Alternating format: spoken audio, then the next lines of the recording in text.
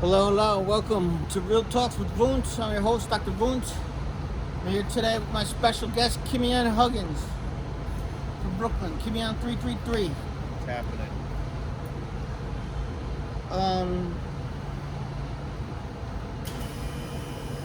Just gonna do a little interview. Quick 93 questions. So we'll just hop right in here. Okay, you never say hi, bro. You just look at us. It's my neighbor. It's kind of creepy. See you on the street, you don't even say hi. Tell us who KIMYON is in a short paragraph or sentence. KIMYON is an artist with various forms of expression residing in Brooklyn, New York. Born in Lansing, Michigan, grew up in Dayton, Ohio, in New York City since 1998.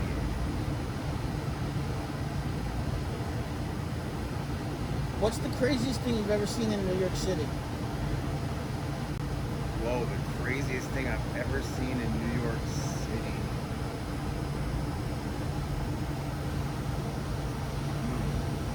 That's I'm trying to think of the crazy things that I've seen. The building next door, when they were rebuilding it, they took the fire escape off and the whole building collapsed. That was pretty insane. That was a couple of summers ago. That was crazy. I don't feel like that's the craziest thing I've ever seen. Something that was just absolutely wild or something. Or wacky. I mean, Crackhead Barney is pretty crazy. I don't know if you're familiar with her. No, I don't know Crackhead Barney. There's a girl named Crackhead Barney who's this black girl who like puts white face on and wears like a big long wig. And she wears these crazy outfits with like cans hanging out. I saw her at some rallies around like 2020, 2021. She's pretty wild. I know that there's more wild stuff in that. It's really escaping me. You kind of caught me off guard with the craziest thing I've seen in New York. So many crazy things. Crackhead Barney. Crackhead Barney was crazy. I mean, I tell you what, like, I lived in Bushwick. I've lived in Bushwick since 1999, and like I've seen like 10 kids chasing another kid with bats. I've seen like, Russian mob guys extorting businesses, burned out buildings. We used to have like sound systems on the roof, and, like we would run it for like days and no one would even care. Did you spray up? Yeah, I sprayed up Okay, my good. arms. Okay, good. If you were mayor of New York City, what would you do or implement for the citizens in New York? If I were mayor of New York City, I would. What would I do if I were mayor? Vegan lunches for the whole school system. All right. I would do. That's good. Definitely keep the libraries open. I would make all the public pools free. This stuff might actually be happening, but I'd make all the public pools free. I would remove the ban on the religious exemption for kids that don't have shots to go to public school. Okay. I would party less than Eric Adams. I think I've partied enough that I wouldn't really need to be in the streets like Eric Adams. I feel like Eric Adams is just like he just found out that like, yo, I could be up in the parties if I wanted. Or he should be doing work. He should be cleaning up the migrant mess and like all these other things that are plaguing us, the crime. I don't know. You know what? Oh, I have one. I've got one. I would implement a police task force that would be citizens that would be an oversight committee for the police. Uh-huh. An independent one that had nothing to do with them, that was all regular people, that held them accountable and looked at all of the cases of police brutality, police misconduct, and stop and remove that administration from internal affairs and have it be more independent. Okay. That's one thing. If you were king of the earth and you had power for unlimited power, what would you do for planet Earth? What would you change? Or what laws would you make for planet Earth? I would immobilize all weapons and make people talk in order to solve their differences. Okay. I would get rid of weapons of death and destruction and replace them with weapons of love and respect. Nice. You're an amazing artist, very talented artist. You paint. You've got this lovely mural behind us. I'm freeballing it because I can't keep on doing your phone. Oh, here, you just gotta touch it. But if you touch the screen, then it'll just stay open. Just keep touching the screen every now and then. all right.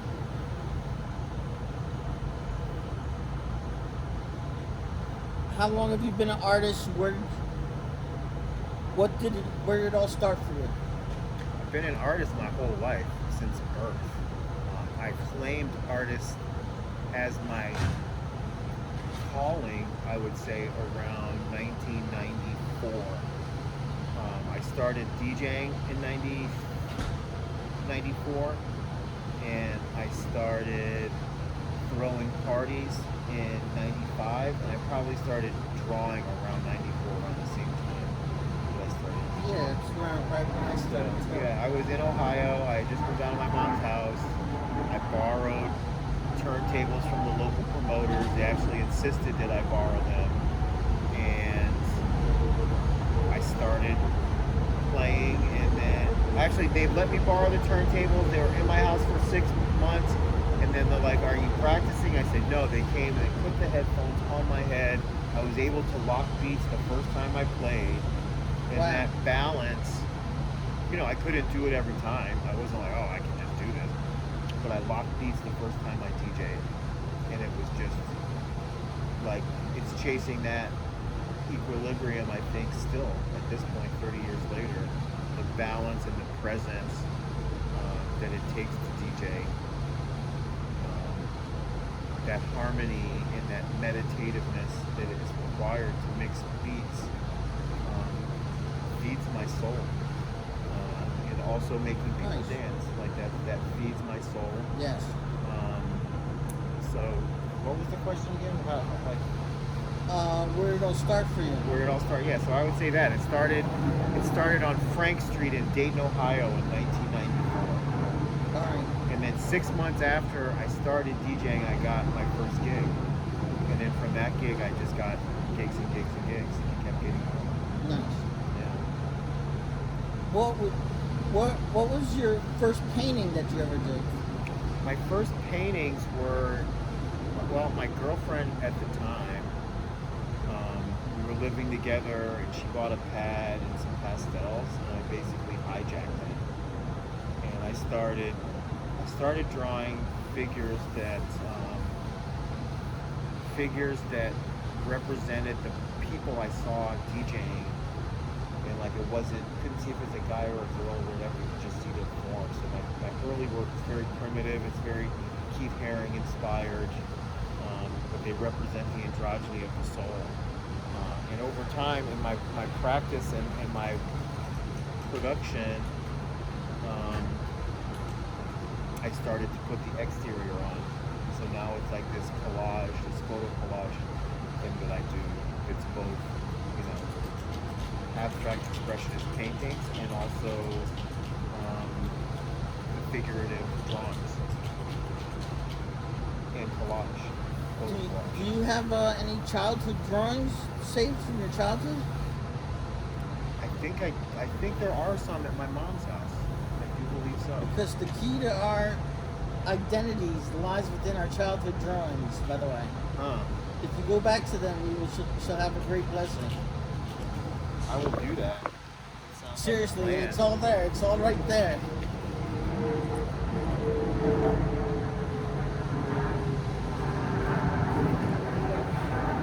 What are some of the emotions you feel when you're creating and painting? I mean, I feel every kind of emotion, and I also choose to only paint when I'm inspired. I don't just paint. It's like, it's just fun to paint something. I only paint when I'm inspired. Tell me, repeat the question again. What are some of your emotions you feel when The you paint? emotions, I mean, happiness, sadness, I think expressing some sort of feeling towards significant others, desire, a whirlwind of emotions. I think we feel every kind of emotion when we are doing work. If we're doing good work, Yeah. it's a whirlwind of emotion, just like the human condition. Do you have a favorite piece that you love above all your pieces? Is there one that sticks out? Yeah, I think always that gets the you- one I did of my wife as the Queen of Hearts with African kings on the side, the one that's next to the door upstairs. Okay. I think that's probably my favorite painting. Where? Yeah. Yeah, cool. That's cool. A lot of people can't give you a favorite. They're usually like, oh, I don't know, I have a favorite. I would say that one because it's a large canvas, and it's one of the first ones that I did at that scale with photo collage. I'm out of your phone again.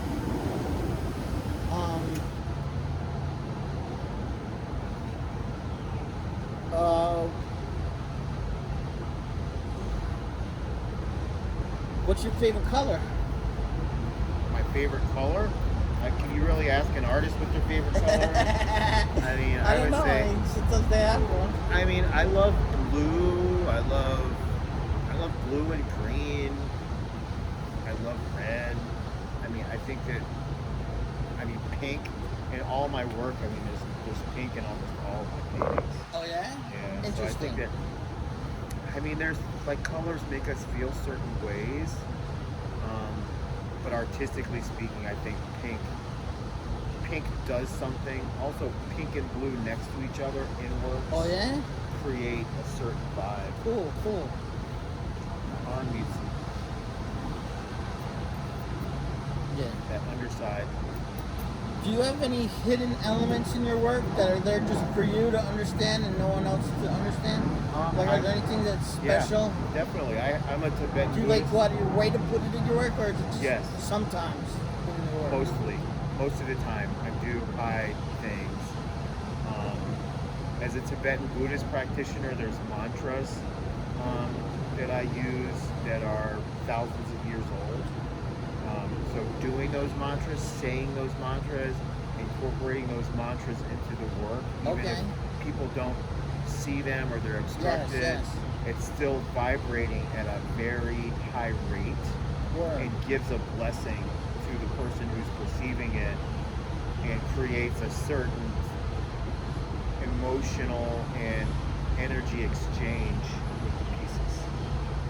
And then when practitioners who know those mantras see them, they're like, wow, that's crazy that that's in there. Cool.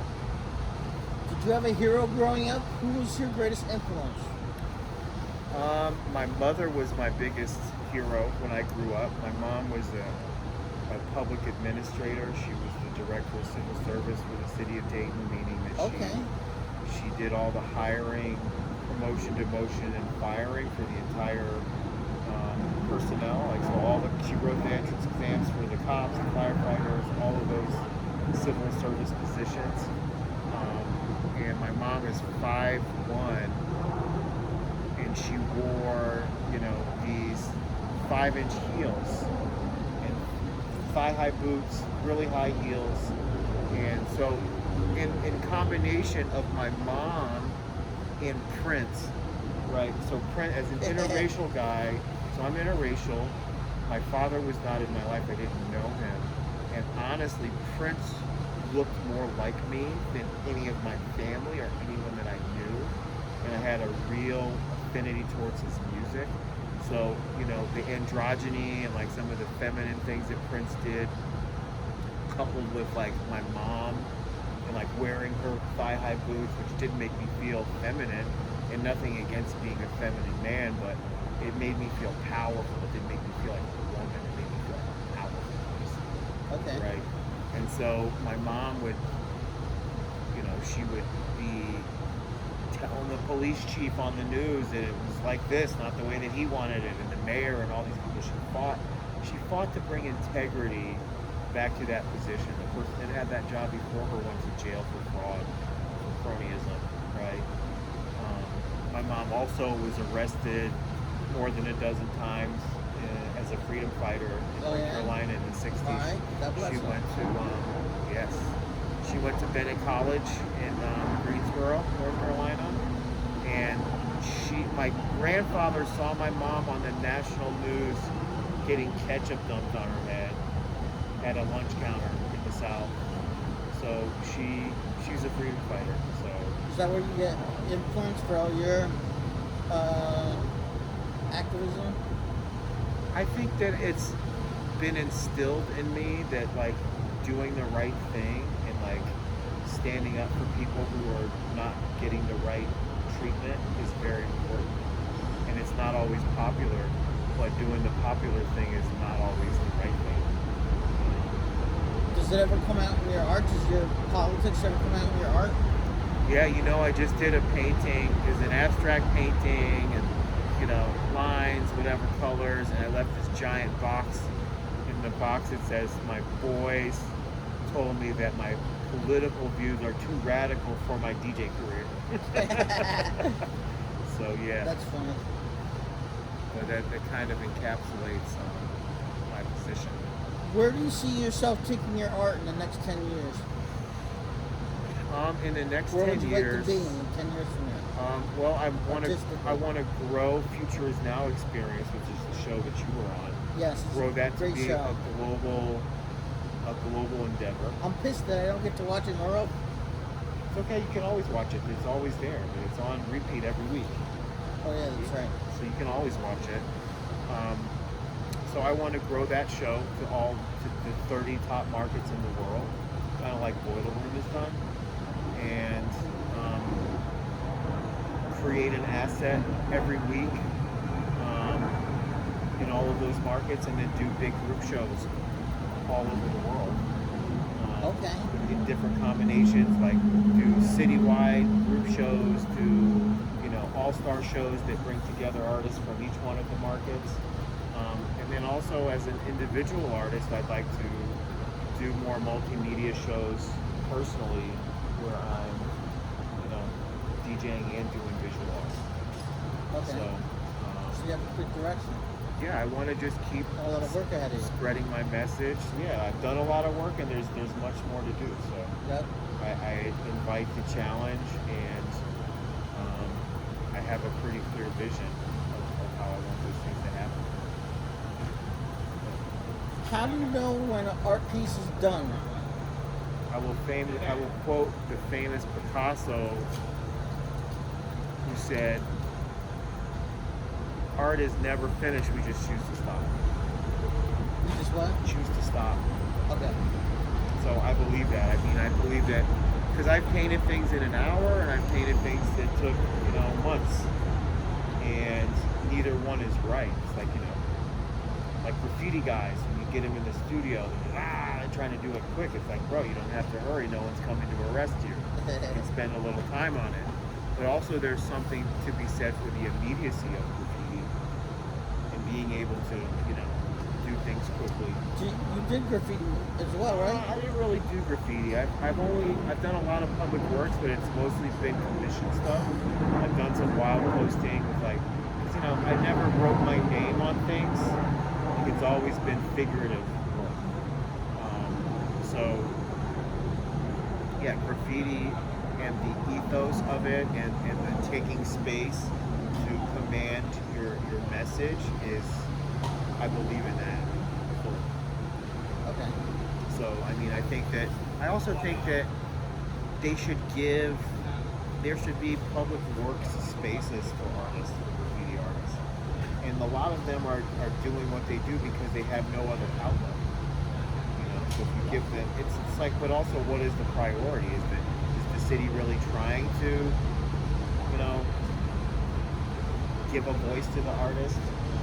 I think it's more the establishment artists, the artists that have an MFA, like, you know, are in with the curators and in a gallery. Yeah. Those are the artists that get all of the accolades. I mean, street art, but I mean, conversely, street art has really spoken to the taking space and, you know, attracting people by putting things in public. You know, so there's like Spoon and Banksy and people like that that are just like put your work up and wow, now you're one of the top artists in the world just from the exposure. So I think that, you know, I would like to see more artists get a shot that are just expressing themselves. You know, I'm not a very big establishment guy in general or in the arts. So Okay.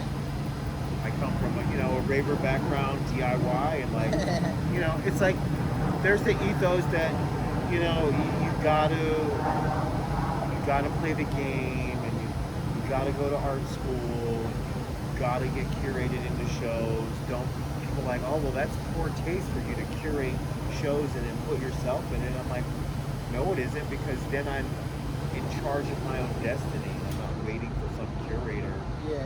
So it's the same thing happened when I started DJing. It's like I started DJing for these guys I was telling you about, and then I got too good for their liking, so they would like throw me off the decks, or, you know, not let me play at all. Or this one time I was really, really high, like I was on like just tripping or something, and they put me, and they're like, "Oh, you're next," and I played the worst set of my life, and I'm like, I'm never getting high like that again. That was the lesson. I'm actually glad that happened, because it taught me that you don't get really high to perform. Yeah. You have to have some kind of wits about you to be effective. Yeah. So yeah. How do you begin a painting? Is there like, what's like the first stroke all about for you? Is it, do you go in with a concept or an ideal, or do you just like freeform it, or just I mean, sometimes I'll have a vision, but a lot of the times it's just like I feel like I need to express myself, you know, and I will. And then I will, a lot of the times I'll do just an abstract piece, and I'll be like, oh, I would like to do a painting with this person on it, or this girl I just met is super beautiful and is inspiring me, and I want to incorporate her into this abstract piece, you know. So then I'll do, a lot of the times I've lately been like framing works with the intent of like, you know, kind of like a selfie wall. It's like there's not a lot, this is colors and whatever, but people can stand in front of it and it's a good photo opportunity. So All right. in that same instance, I'll think about works and like, okay, I'm gonna take pictures of these people and then incorporate it into this painting. You know, take pictures of them in front of that work and incorporate it into it. Okay. I know you're a Buddhist, practicing Buddhist. What can you tell us about that? Nothing. It's a big secret. Nothing. Can't tell you a thing. Well, I mean, you know, I was raised in the AME church. I was baptized when I was like 9. And I think that a lot of the times people misconstrue Buddhism as a religion when it's really a practice. So you can be a monk, a Christian monk, or a Muslim, or an atheist, and still meditate and still gain a lot from the practice. So again, it's a practice, it's not a religion. It's taught me calm, it's taught me, you know, observing our own behavior, like being a witness to your own behavior, being a witness to your mind, reminding ourselves that we're not our bodies. Why? Well, when you die, that is you leaves your body, right? The whole 21 grams. It's like you lose that 21 grams, which is is your soul. So I fully believe that we are spiritual beings having a human experience, and that our true existence and our true nature transcends this meat suit that we utilize to interact in this dualistic existence, but that our existence is far more phenomenal than that, and that we are eternal beings. So even being Buddhist, do you have a belief that Jesus Christ was real? Yeah, sure. And does he mean anything to you? Yeah, I love Jesus. Stopping, like, becoming Buddhist didn't mean I stopped loving Jesus. Okay. So my teacher, the master that I've gotten a lot of my, insight and tradition from, he points out that Dharma means truth, right? So there's Buddha Dharma, there's Jesus Dharma, there's Muhammad Dharma, there's Krishna Dharma. And then I also ascribe to the notion that once you get into the esoteric wisdoms of all traditions, it really starts to sound very similar. Like the things that, mystics in the Aztecs say, and the Amazon, very similar to like Kabbalah and mysticism and Christianity and Buddhism. I mean, it all starts to blend together. I also further will say, when at the end of the day, like, the religious battles tend to be people fighting about language, like what this word means to my culture, and it needs to mean that to your culture too, or we're going to fight. But if you stop using words to describe these things, it's very similar. Okay.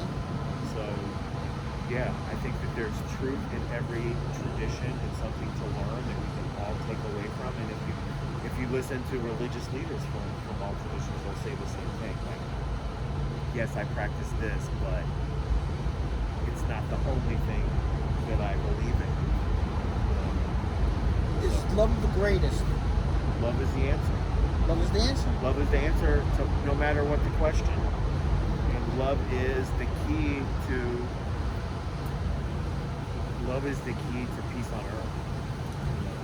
Yeah. Period. What do you think about an alien agenda? Is there an alien agenda for Earth? What do you think the alien's purpose serves on Earth? I mean, I really believe that aliens are just dimensional beings that are further evolved than us, and that they are, the biggest premise of Buddhism is non-duality, right? So the oneness, the universe, the higher power, all of that is the same thing, right? So if you really believe in non-duality, then you believe that alien is just a reflection of us further down the road, or just a more evolved version of us. Do you think that one day we'll be walking and praying amongst them? I think that we'll recognize them one day, but that they're already walking amongst us. Absolutely.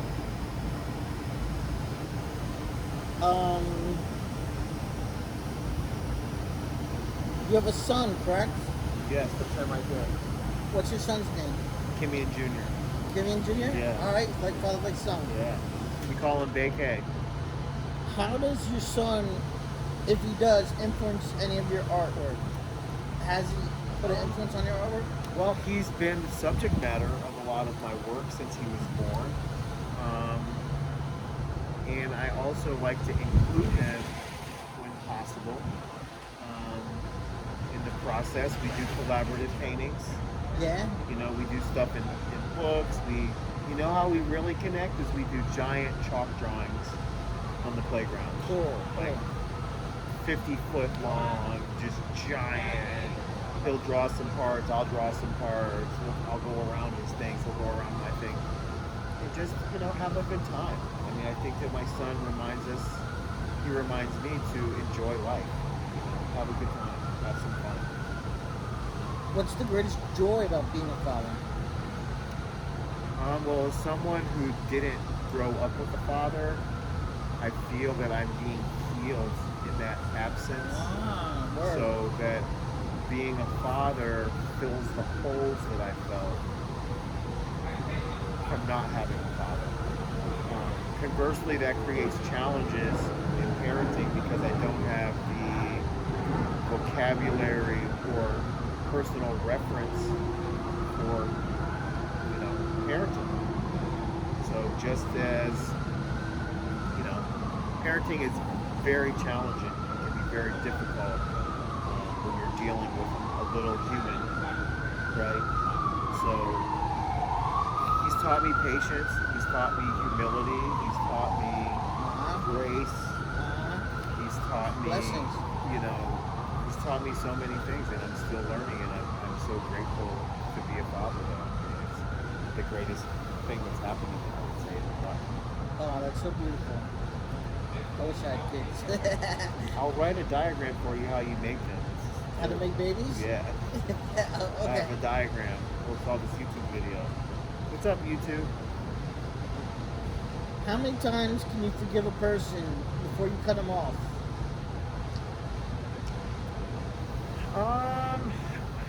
I'm a guy that I like three. 3 strikes, you're out. 3 strikes, you're out. All right. And I don't hate anyone, but I will love people from afar. Good. Yeah. Like hate is like holding, there's the old saying, hate is like holding a hot piece of coal to throw at someone, like you're burning yourself. So I know how hatred and animosity steals our life. So I do my best to not do that, to not think ill about anyone, to not project any bad stuff on anyone, even if they've done me terribly. I think that that's one of the lessons of life is how you let go, even with people that have hurt you. Who's the enemy? Do you have any enemies? My enemy is myself. Yeah? Yeah, we are all our own worst enemies. So we have to unlearn the lies that we're taught. I'll quote my teacher again. That he says, "I am enlightened." What does that mean? That means I no longer believe the lies I tell myself about myself. And when you stop believing the lies you tell about yourself, you will also be free. So, yeah. If you could tell KIMYON something, what would you tell him? KIMYON is that? That the guy, the president of North Korea. Oh, the president of North Korea. What would I tell him?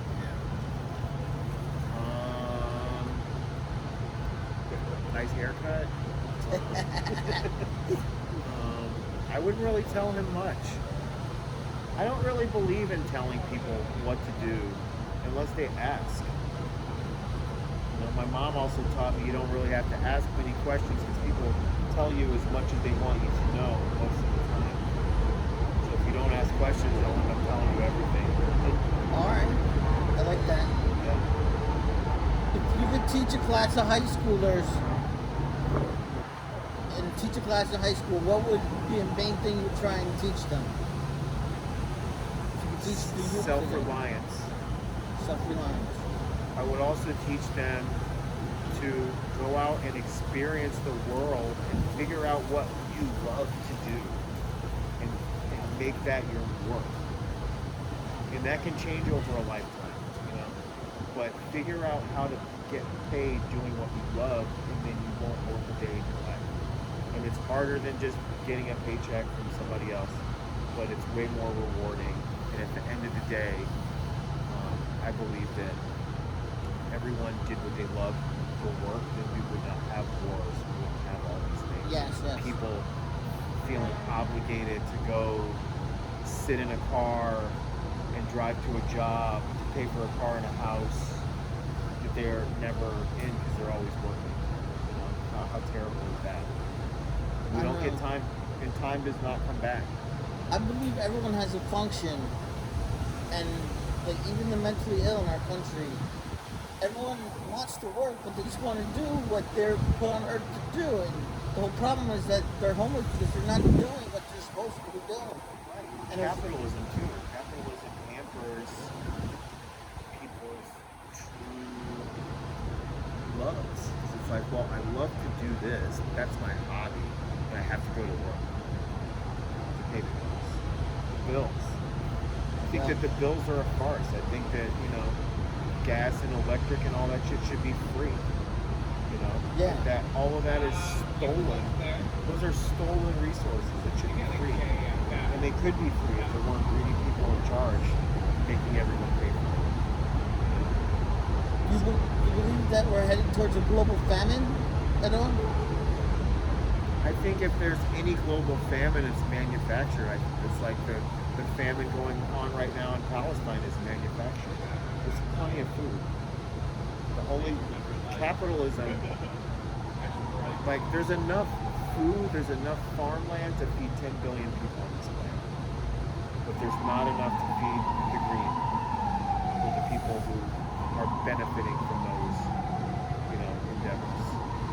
What do you think Bill Gates is going to do with all the farmland he bought? Nothing good. I mean, Bill Gates is saying stuff like, trees are bad. Let's cut all the trees down and bury them. They're not good for the world. I think that Bill Gates, He said that? Yeah. Go look it up. Bill Gates is, I am not a fan of Bill Gates. I think that, if you look at what Bill Gates did before he had the Bill and Melinda Gates Foundation, he monopolized an industry.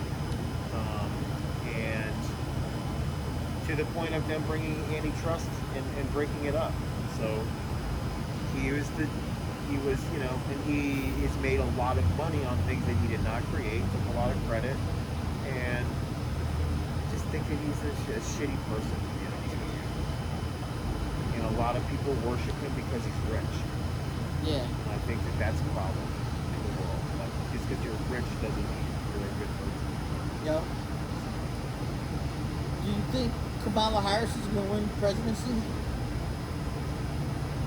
No, Think Trump's going to win?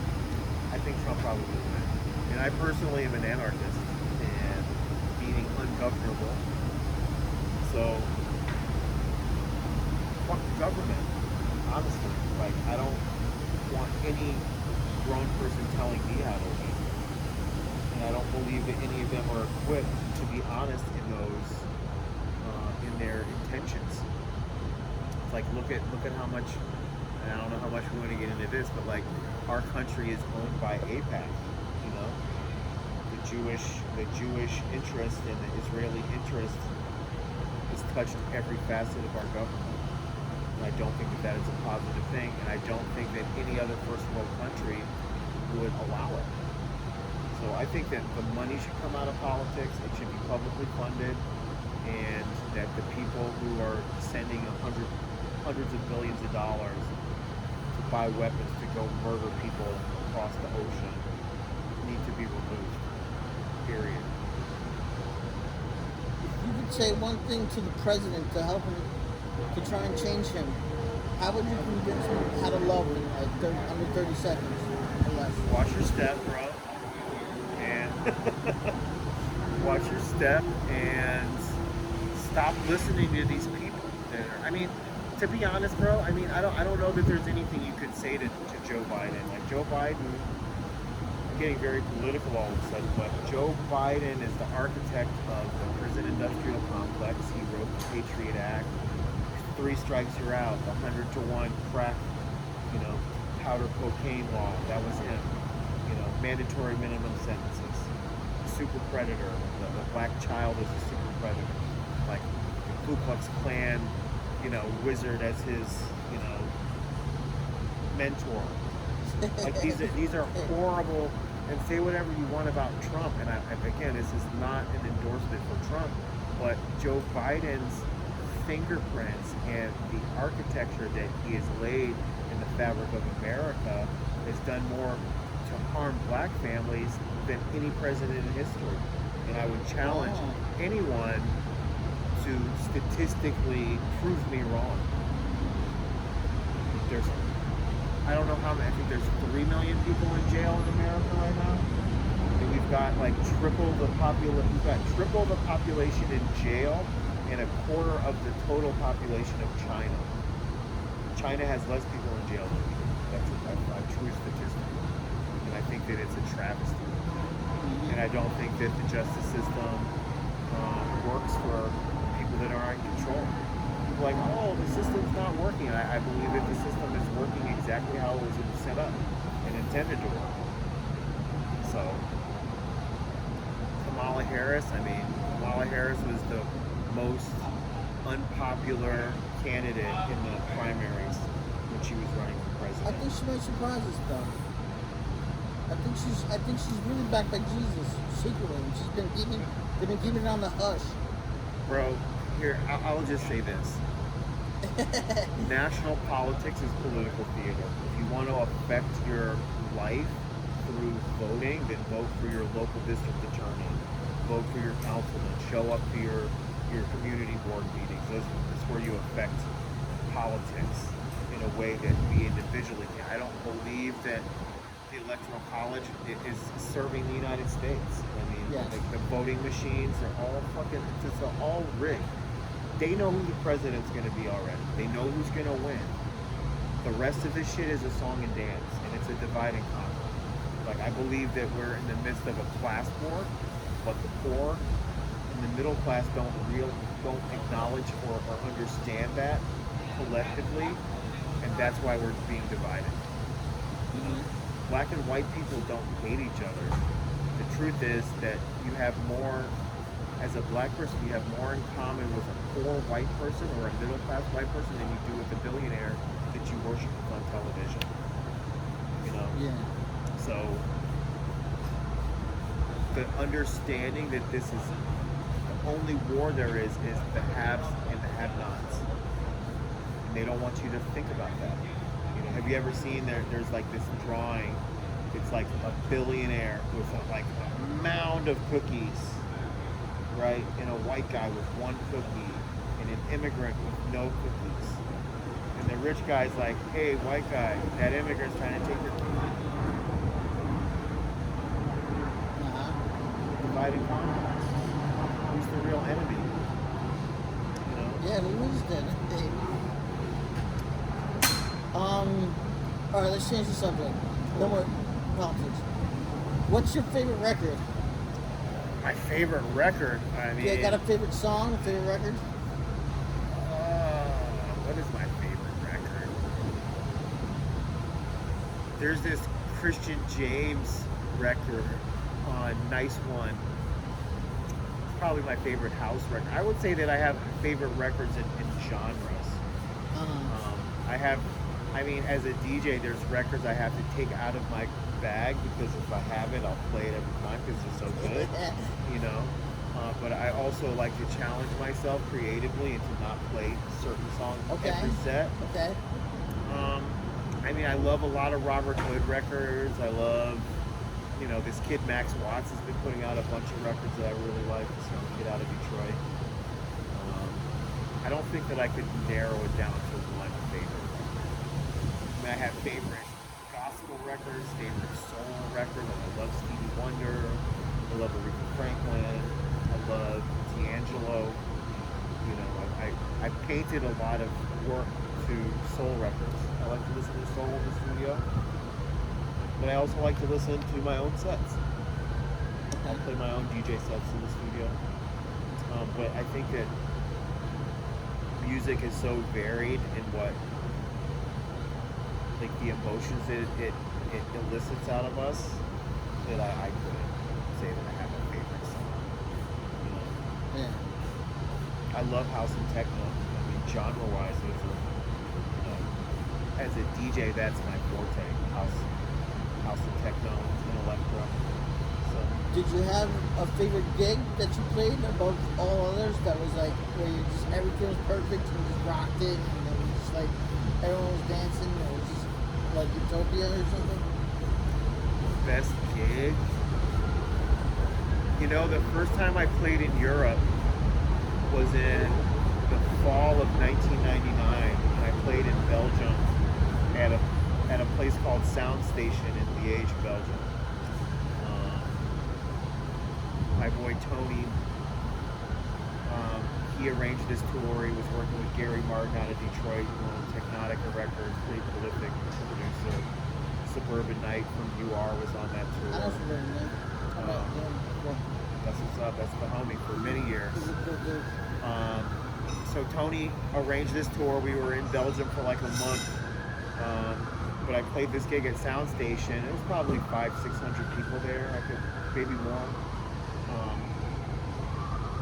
But when I got done playing, I got a standing ovation.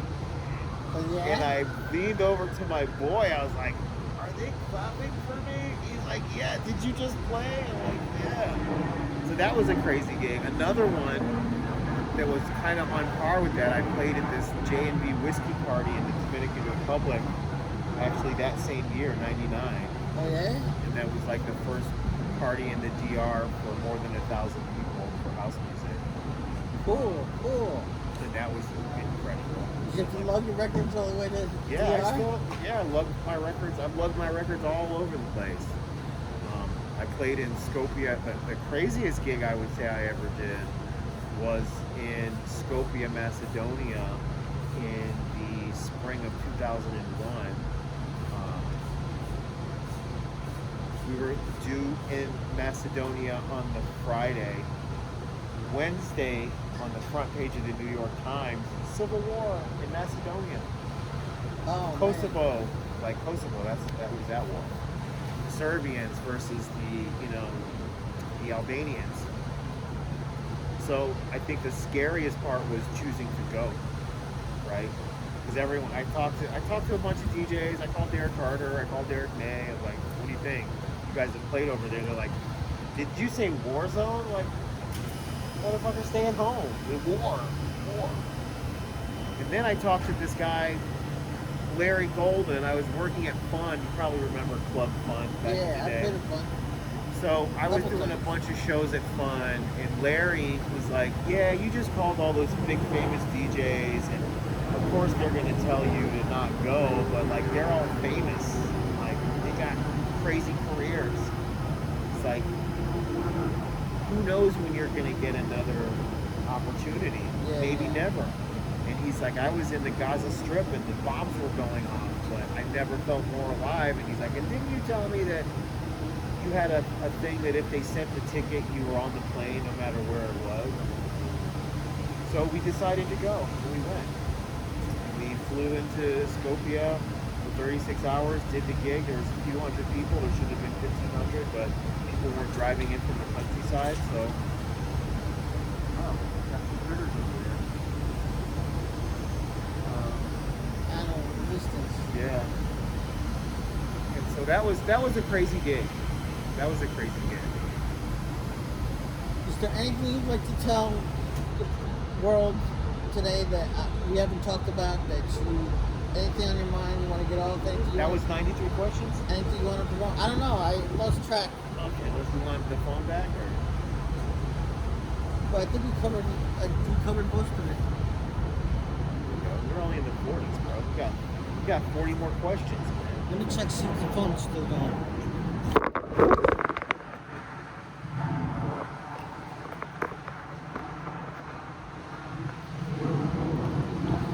Alright, we're still going. I mean, what I want to tell the world, I would say I would tell the world, let go or get dragged. No matter how bad it is, it could always be worse. And always have gratitude. And tell the people that you love them, because no one's promised another day. Okay. How did you meet your wife? I met my wife at a Kenny Sharp art show. And she was with a mutual friend of ours, and I saw her and I was like, I've never seen her before.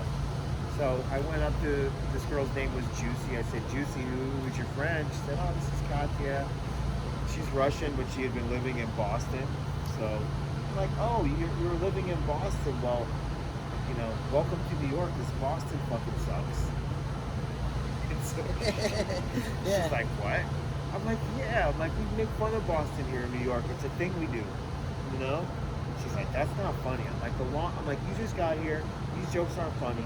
The longer you're here, the funnier these jokes get. So Juicy told me later that my wife told her that I was cute but an asshole. I'm like, okay, well, I can work with that.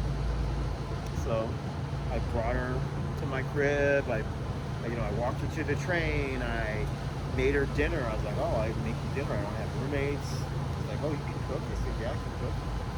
So I started making her dinner. 6 months later, she moved in. Yeah? The rest is kind of history. Nice. Yeah. What's any advice you can give people who are trying to find love these days?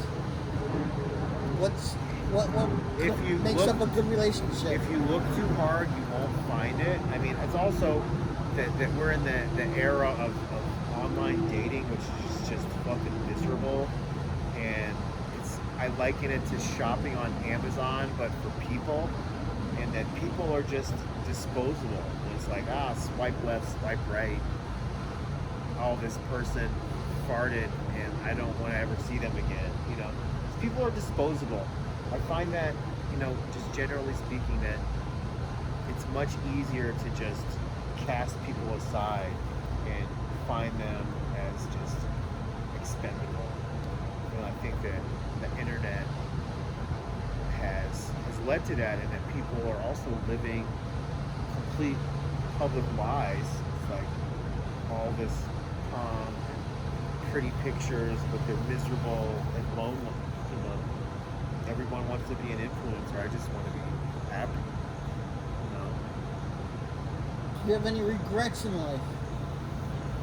Regrets. Anything you wish if you could turn back time and do differently? I mean, I've looked at my life and I've looked at opportunities that have presented themselves, and what if, because they say that we're all living in a multi-dimensional existence, and that like that turn that you didn't make, like there's a reality where you did make that turn, and that's where your life is different in that existence. So I don't like regret. I don't think that regret is helpful or constructive, and that we make the decisions in our life based on where we are as a person and what lessons we need to learn as a person. So, I mean, had I gone and met up with the guy from BPM in 99, 2000 when he invited me, instead of listening to my agent who said, oh, he just wants to pick your brain for contacts. Well, that would have been fine. He could have picked my brain for contacts.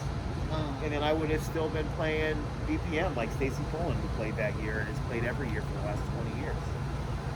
So I think that I listened to people who were giving me bad advice, and were leading with bad examples. But again, I don't regret those decisions because it's led me here. This is where I'm supposed to be. I fully believe in destiny, good and bad, and that we learn the lessons that we need through the life experiences that we have. How do you put a price on your paintings if you're going to sell it? Or do you just barter for cigarettes? I mean, my price for paintings is based on the market value and the prices that have been paid by other collectors. Do you like to trade? I love to trade. I barter as much as I possibly can with my work. Yeah, me too.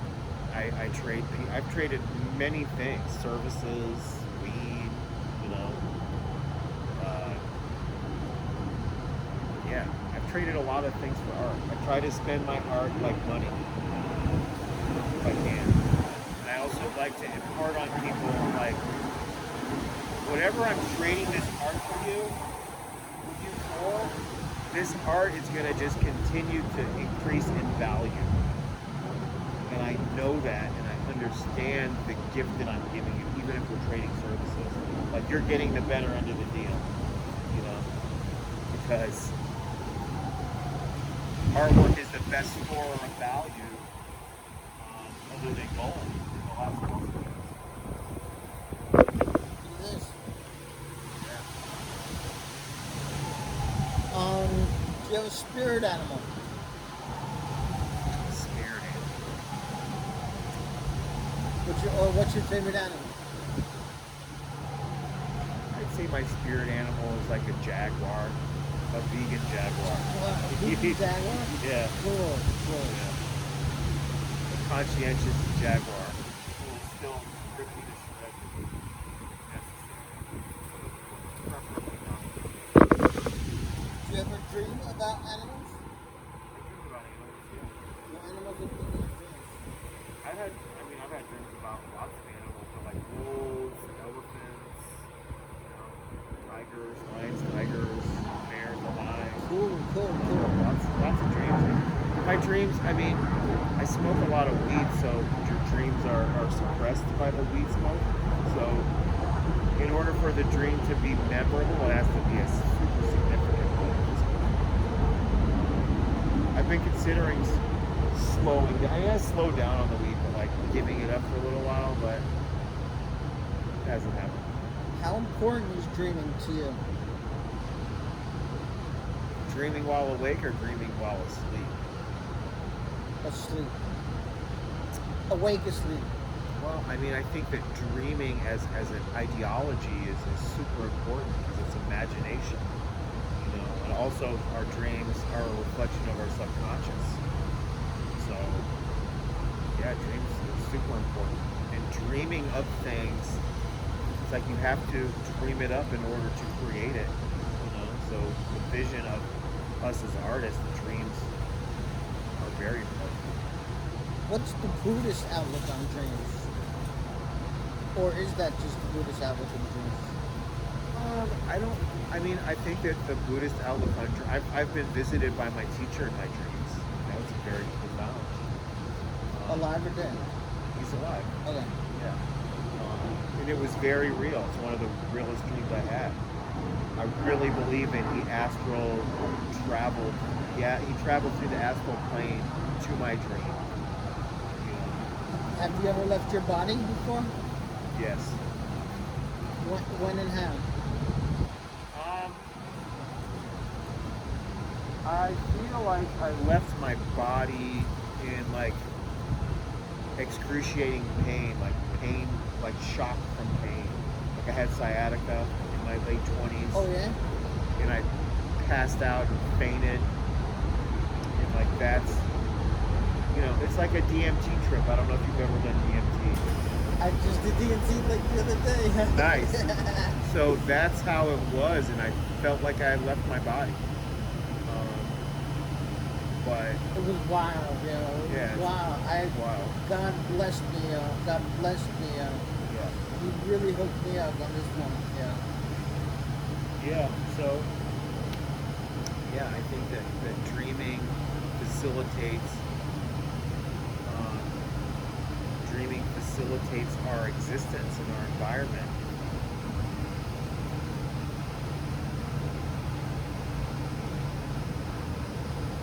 What's your solution to the border problem? Close it. Close it? What do you mean? Close it and make people come in through the border legally. How is it that we're spending hundreds of billions of dollars to shore up the Ukrainian border, but millions of people a year are coming into the border? I don't understand how that is helpful to us. And I'm not anti-immigrant.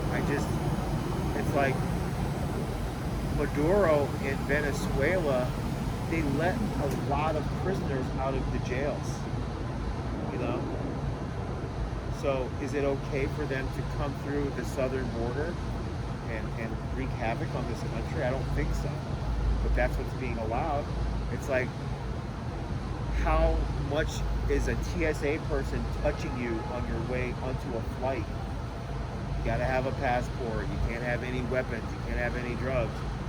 But if you come through the southern border, you can have weapons and drugs and be a murderous killer and no one cares. So I think that that's a real issue. I think that the resources should be more. So you're saying just close it, the border altogether? I think that you close the border and you make people apply for access to this country. It's the richest country in the world. Why are we allowing people to just come freely into, this place?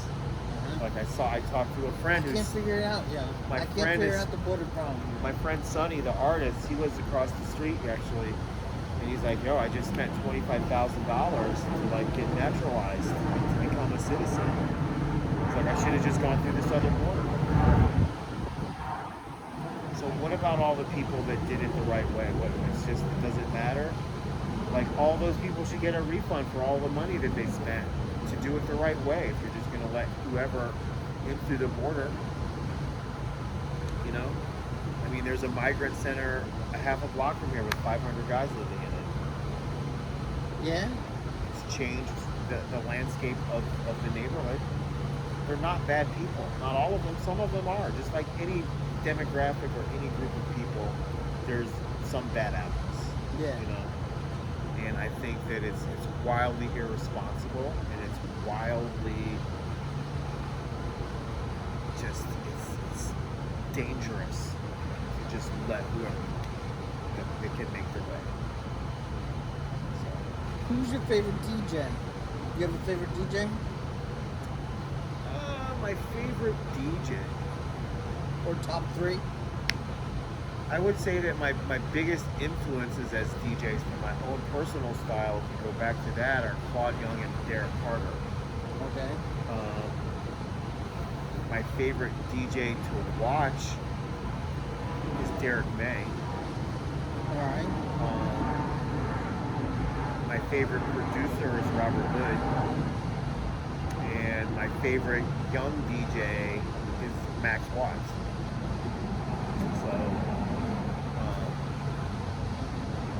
I also like to listen to my own mixes because it makes me a better DJ. And I would put myself in my top 3 favorite DJs. I would say Claude Young, Derek Carter. And I don't think that Derek Carter doesn't really do it for me anymore. I love him. But I like a little bit more dynamic, and I also like to see people take chances, and I also prefer to see people play records. Yes. You know, so people Yes. that are out there playing records, it's a I lot still have harder. not made the digital conversion yet. I'm not gonna make the digital conversion. I still not gonna do it. And I'm like a has-been or something. You know what I'm saying? It's like No. I can't keep up with I'm this. telling you, these young I see kids. these DJs.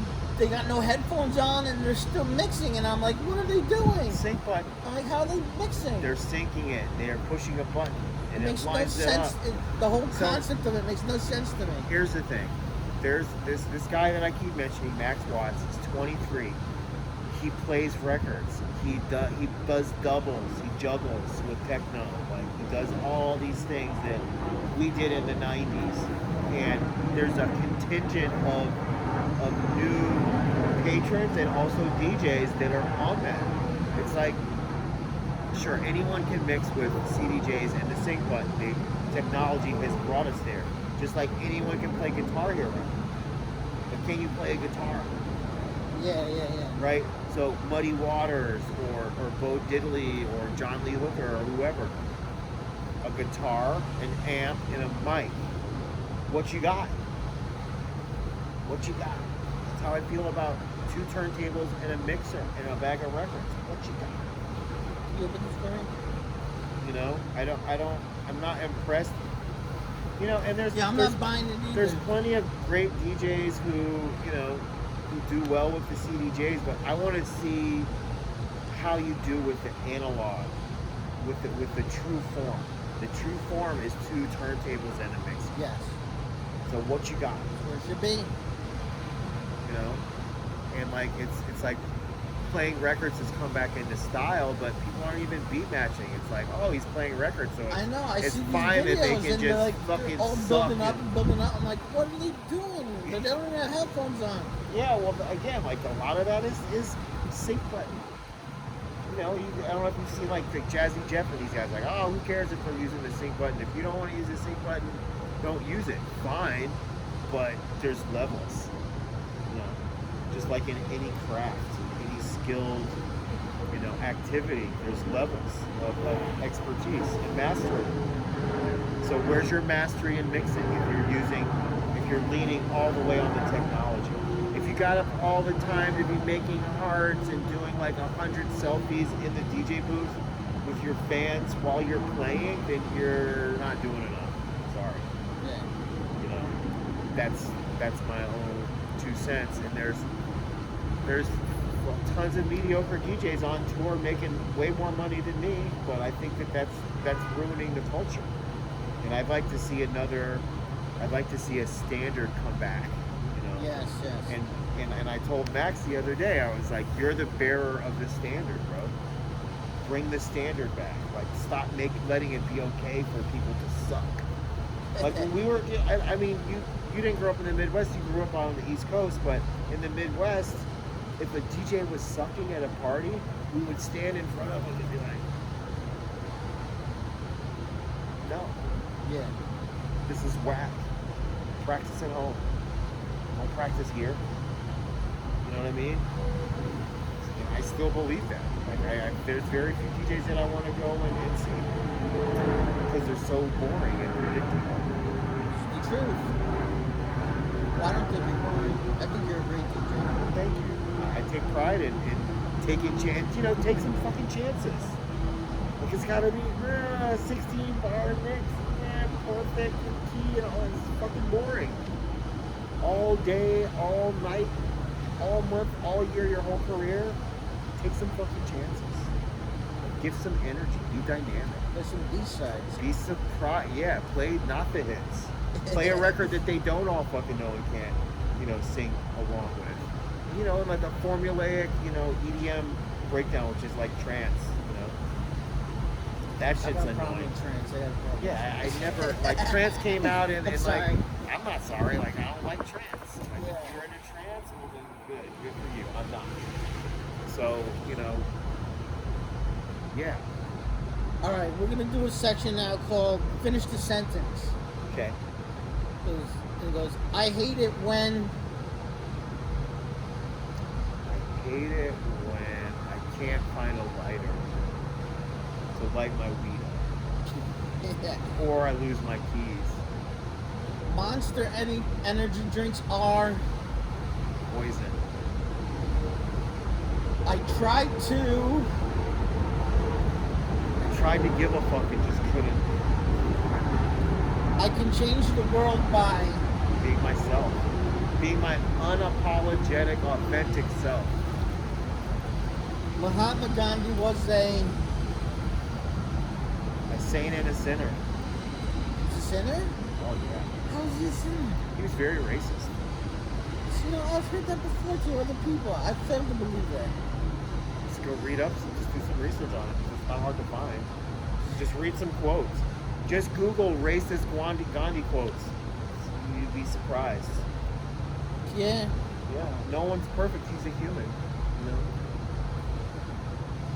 What do you think about the Dalai Lama biting the kid's ear off? That was cultural misrepresentation.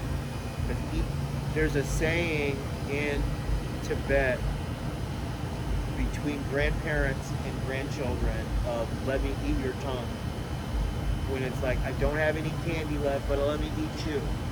And it's not sexual. Oh yeah? It's, I didn't know that. It's not, of course they didn't She didn't publicize mention that. it. Of course they didn't.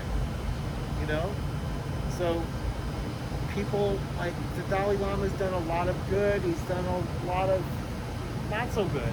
I think that the Dalai Lama is propped up in certain ways, and he's not a high master. He's not a Rinpoche. He's a government official that is a Tufu, which is a recognized reincarnated Lama, but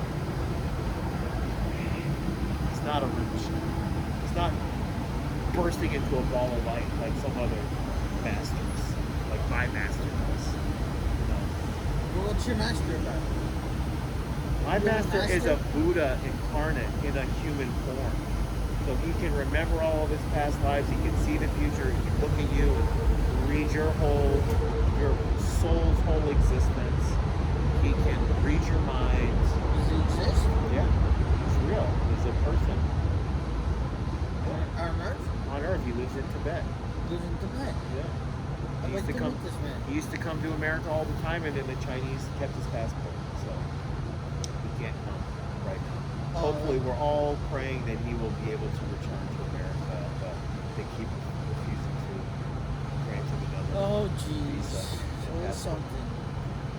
he has 1 million students in Asia. So he just goes, he's literally the Pope of Tibet Buddhism, my teacher. So he goes back and forth What's his across. His name is Adzam Palo. Adzam Palo. Adzam Palo. Adam Palo. Adzam Adzam Palo. Palo. Okay. Check that out. Yeah. I know it's time to quit when I'm not having a good time. for I make a wish on a star for World peace. world peace. I found inner peace and happiness at The meditation cushion. smoking pot is really Fun. I once ate acid and I Found my calling. I can't stand when I can't find my keys. I feel great when I feel great when I see my son having a good time. aw, that's sweet. I want to have my birthday party at Chuck E. Cheese. I had my birthday party at Chuck E. Cheese, yeah. a giant rave with no budgetary restrictions and all my favorite DJs playing. I work my best when I work my best when I'm in the mindset of manifestation in abundance. I can't complain about My life. I love to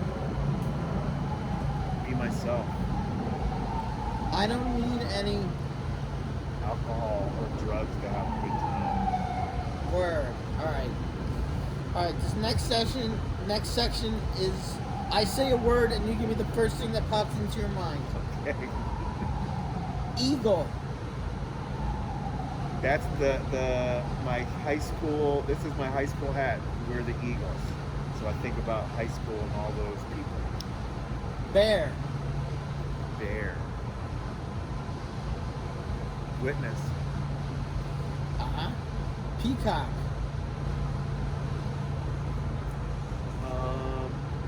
A beautiful free bird.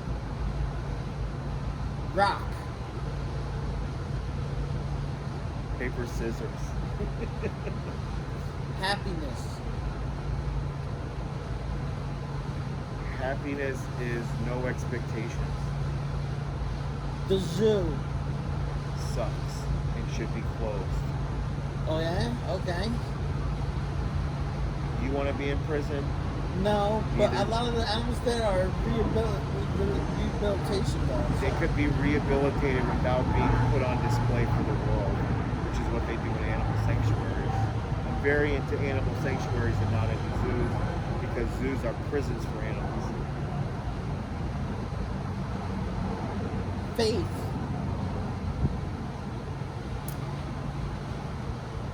Action God. is in everything. Buddha. We're all Buddhists. Father. Never had one, and I'm being the best one I can. Family. The most important thing that we have. Loving. All the time.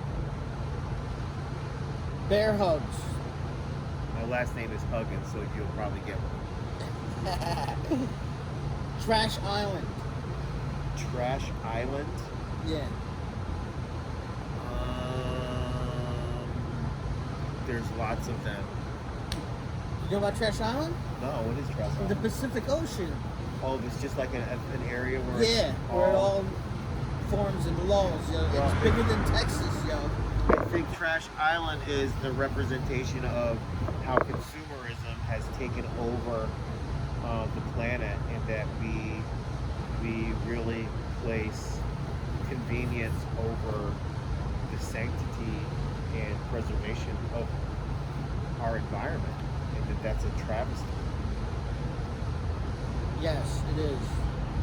Sunsets, Stare at them. street trash. Minimize your footprint as much as possible. New York City, My home and inspiration. New Jersey, The home of one of my ex-girlfriends, but also a great place. melting, Melting. Vegan cheese. snow, Boarding. beautiful, Everything is beautiful. calmness, All of this. I don't know, skip that. all right, freedom, Freedom is found within, not without. gangsters, Misunderstood children. uh-huh, trouble, If you go looking for it, you'll find it. space stations. Bullshit. Do you think they never really left the planet's core? Yeah. I mean, watch the moon landing and tell me that shit's real. No. Tell me that like janky ass machine made it through space 200,000 miles and landed. Like it's a farce. Yeah. I mean, you're a Bible guy. I mean, you believe in the firmament? Firmament. Every I don't know, tradition. maybe I've been seeing these videos where they didn't make it. What, I'm they didn't just- make the firmament? Didn't make it through. And I'm Yeah, like, of I'm like, course. we never made it through. And I'm like, this is blowing my mind. What about the space stations? Where's all the money going? Like, Every NASA photo is a simulation, CGI. Every single one of them. None of them are real. there's no people in space stations. The realm, extraterrestrial means land. That means they're from an. I believe that this is an infinite plane. Now I'm going to sound crazy, but like, yeah. I mean, I believe in the firmament. Well, you mean like Flat Earth Society? Kind of. Yeah. That it's an infinite plane more than. It's like, explain Antarctica. Explain why there's only one treaty that the entire world has agreed to, which is like no one can go to Antarctica. Because that's how they keep us. I believe in Agartha. I believe that there's inner Earth. I don't believe anything that they tell us, because everything that they tell us is to keep us controlled. Uh-huh. So usually I'm doing a 180 of whatever they're telling us. Personally. Earthquake. Directed energy weapon. Revolution. Will not be televised or on social media. The solution. Love. Love. Yes. I like that. Alright, this next section is yay or nay. Okay. Santa Claus. Nay. Nay, nay, nay. My son has blown up like 10 kids' spots on Santa Claus. As early as last week, he was like destroying the Santa Claus myth. Oh, man. Maybe he's real, but my mom told me when I was 3 that she buys my presents. Seagulls stealing french fries. I encourage it, and I also participate by giving them french fries and Yes, chips every yes. time I go to the You beach. gotta give them french I fries. have videos of that, like I'll just throw stuff up, and then you get the whole herd of birds, and it's amazing video footage. Yeah, yeah. It's incredible. Definitely yay. Oh, this is yay or nay. I'm sorry. It's okay. Yeah, yay. Drinking while fishing. Nay. Fishing and drinking are both no-goes for me. I don't do either one of those. Nay, nay. The L train. Nay, the J train. I live on the J. Hipsters. Are everywhere. Or yay or nay? Yay or nay? I will abstain on voting for the yay or nay on the hipsters because they have some redeeming qualities and a lot of annoying ones. Okay. Like this hipster building right here, you saw the guy look out the window and then hide. Yeah, he's hiding. That's some hipster shit. I see him on the street and he's like, doesn't act like he peers out at us all the time. Israel. Nay. Nay. Foul-mouthed comments. Yay. Yay.